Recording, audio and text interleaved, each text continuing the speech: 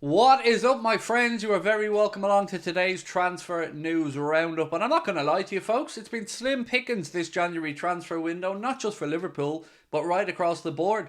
Miguel Delaney, as we touched on yesterday, said Premier League clubs have so far only spent 10% of the money that they spent at this stage in the last January window. That is a steep drop off. So, we're going to look ahead to what might be possible in this window, maybe what's possible in the summer window, because there's been some stuff come out about centre backs and a few other bits and pieces. We've an update on Andre, a little bit on Jordan Henderson, and a few other bits and pieces. As always, we'd love to know your thoughts in the comment section. Please do drop a like on the video if you enjoy it. Don't forget to hit that subscribe button, and also check out the Anfield Agenda Clips channel that has been launched again over the past couple of weeks. It's absolutely flying at the minute. We've got some outtakes in there, some funny edit videos, and a couple of bloopers and bits and pieces, so do check it out. You'll find the link in the description.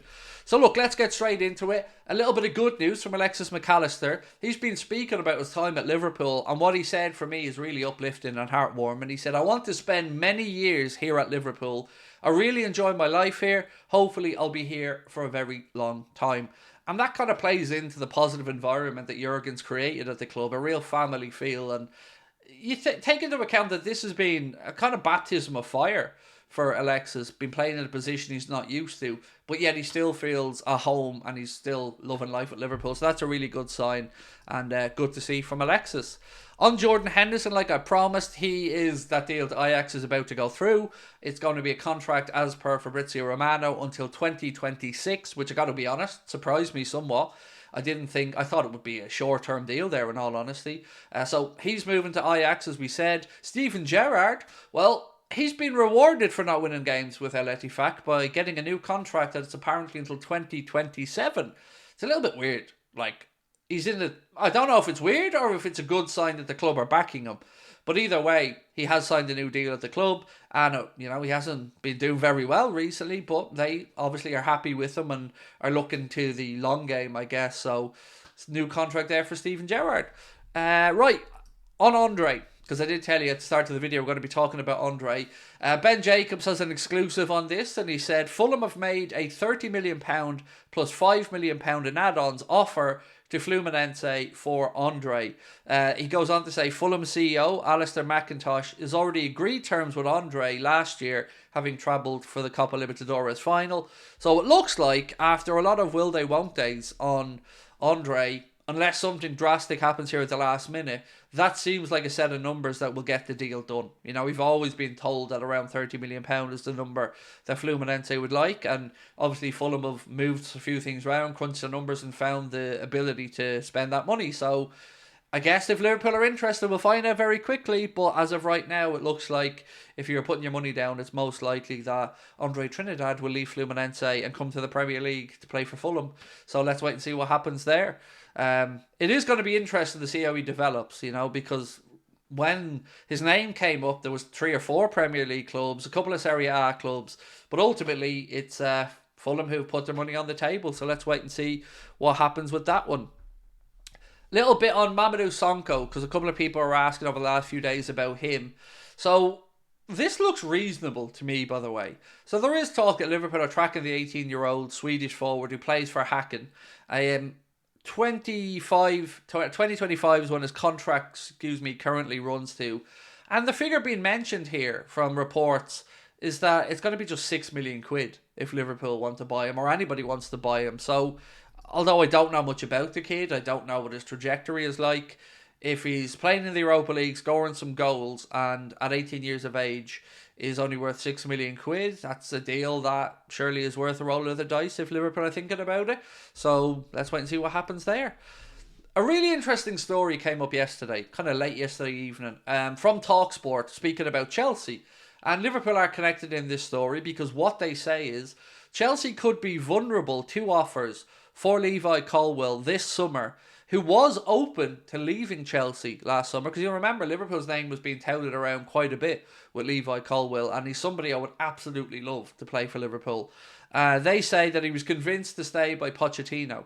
So what happens now? Is he happy with his time with Mauricio Pochettino? I'd say probably not. Will Chelsea have to sell? Well, we've already talked about Conor Gallagher being somebody who they're willing to sell, and of course he's the captain at the minute, somebody who came through their academy system and one of their better midfielders. So if they're open to selling him, I feel like they're probably at least vulnerable to test. I think Liverpool should put an offer in.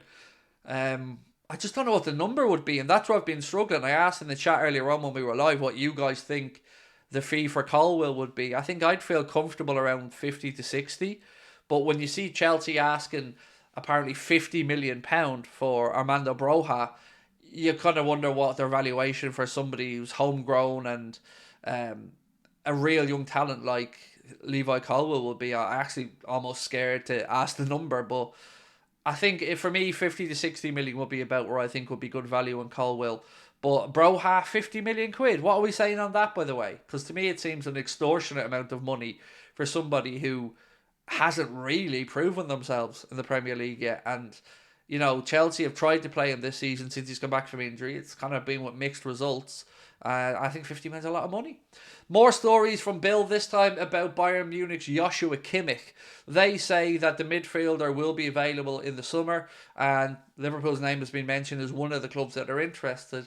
Now, I think it's most likely going to be Manchester City, because if they move on Calvin Phillips, I think they might have a spot there, and you need that experienced old pro. Remember they had Gundogan there as well before he went to Barcelona. So, although I wouldn't have minded him as a Thiago Alcantara replacement, you know, if you want that senior pro in midfield, I do think most likely he'll end up at Manchester City. But I want to know your thoughts on it. Would you take Yoshua Kimmich, who's 28 years of age, at Liverpool, or do you think it will be mistaken and just end up in another situation, maybe like Thiago Alcantara, where we get a few moments of promise, but ultimately just under delivering? Now, the last thing I have for you guys isn't really transfer news, but it's just a very interesting story that Transfer Mark put up earlier on. Said, but what clubs have the most players from their youth academy currently in their squads and playing games in the Premier League this season? And you'll be delighted to know that Liverpool topped the list with 9 players having come through the academy system, playing a total of 393 games. Second on the list is Chelsea with, again, 9 players and 255 games played. Manchester United are interesting in third place with 7 players playing a total of 615 games. But apparently Johnny Evans is one of those players, so you can understand how, yes, he was an academy product, but when we think of it, we're thinking about players that have been promoted through and given a chance this season, right? So a lot of those minutes there for United are from Mr. Johnny Evans. But interestingly, Pep Guardiola and Manchester City are in 9th place in this table with just 3 players coming through the academy system. And we're always being told that Pep gives youth a chance at City by their fans, but the facts don't really back that up. All I can think of is Oscar Bob, Rico Lewis and Phil Foden. I don't think I've missed anybody else there, so be interested to know your thoughts on that. Whereas you look at Liverpool, and Jurgen Klopp has brought in 9 players through the academy system to play a good amount of games, 393. So I think it's fair to say that the system is working on the Jurgen Klopp.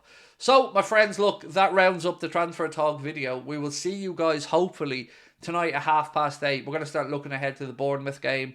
But most importantly, and I say this without any hesitation whatsoever, we're going to give you that Kylian Mbappe stories that, let's be honest, we all want to talk about. Whether you believe it or not, you want to talk about Kylian Mbappe coming to Liverpool. You do. You're welcome. I'll talk to you later, folks. Much love. Bye-bye.